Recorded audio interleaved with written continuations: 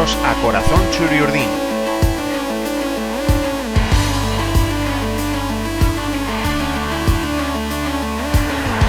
El podcast en el que escucharéis historias sobre la historia de la Real Sociedad.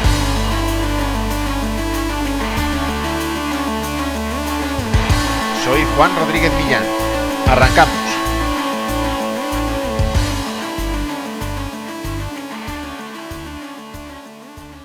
No es nada fácil construir un equipo campeón, y bien puede valernos el caso de Santi Idígoras para explicarlo. Es, lo sabemos todos, uno de los integrantes del 11 que no sabemos de carrerilla, el que logró alcanzar la gloria en Gijón en 1981. Cuando se conquistó la Primera Liga, el jugador tenía ya 27 años, pero siendo todavía un adolescente, Idígoras estuvo a punto de no fichar por la Real y de hacerlo por el eterno rival, el Athletic. Con 16 años, Idígoras jugaba en el equipo juvenil de la Loñamendi, en su Oñati natal. Un ojeador de la Real se acercó a verle en el campo, pero el resultado no fue el que le hubiera gustado al joven Santi. Yo tenía la clásica ilusión del chaval. Finalmente no fiché y sí ficharon a un compañero mío, el portero Lete. Me quedé chafado, explicaba Idígoras en una entrevista que concedió a Mundo Deportivo en el año 2000. Y entonces Idígoras recibió la llamada del Athletic. Hablamos del año 1972. Por aquel entonces hay que recordar que la Real apenas llevaba un lustro en Primera División después de su ascenso en Puerto Llano de 1967, mientras que el Athletic, aunque hacía ya años que no ganaba un título de Liga, desde 1956, sí había logrado ser subcampeón en 1970, ocupaba casi siempre las posiciones altas de la tabla y había ganado la Copa en 1969.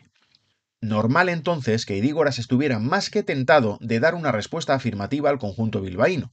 Pero de alguna manera, la Real se enteró de la cita que había concertado el Athletic con el chaval para firmar el compromiso y se adelantó. Idígoras dio el sí a la Real y ni siquiera acudió a esa cita con el Athletic. Los inicios del jugador en el Sanse, con Javier Expósito de entrenador, como toda la jornada de campeones, no fueron sencillos para Idígoras. Debutó en la segunda jornada de Liga contra el Egea, en un partido en el que coincidió en el campo con Olaizola o Iriarte y entró sustituyendo a Satrústegui. De sus 9 primeros partidos en el filial Churiurdin, solo 3 los jugó de inicio y completos.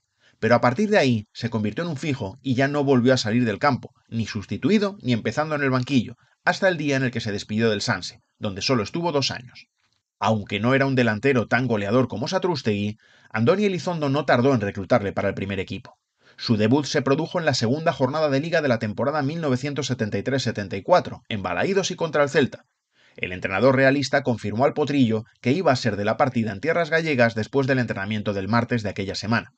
Hasta ahora no tengo nervios. Quizás en las casetas antes del partido los acuse más, pero de momento estoy confiado, dijo el jugador al diario Unidad, en unas declaraciones en las que se definía con un estilo muy parecido al de Ansola, al que de hecho sustituyó en el 11 para debutar. Ese debut le llegó después de que la temporada arrancara con un espectacular 3-2 en Atocha y justo antes de que la Real entrara en Europa ante el Bani Ostrava. Y ese arranque en el fútbol profesional le pilló a Idígoras haciendo el servicio militar, por lo que no llegó a la Real con su característico pelo largo y bigotes rubios que conocimos con el tiempo, y con la disposición algo limitada para poder dársela al equipo por sus obligaciones con el Estado. En todo caso, el jugador estaba tranquilo.